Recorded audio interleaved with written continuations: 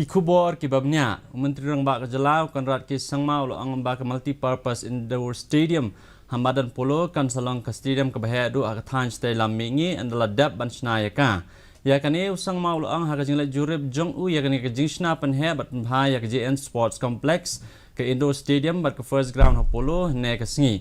Usang mau lo ban rap ru ba ha kan ke stadium la ban penlong ye bunjat teli ke jing le kai ha ke ju ke por nadu ke basketball ke squash ke badminton ke table tennis bat ke volleyball.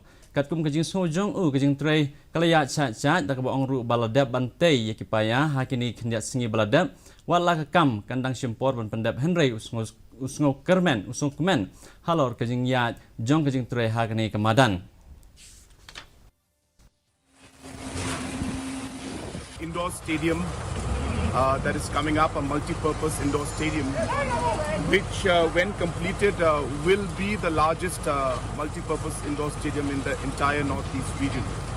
And this particular indoor stadium will have all facilities from basketball, indoor basketball, squash, badminton, multi-purpose halls for table tennis, volleyball.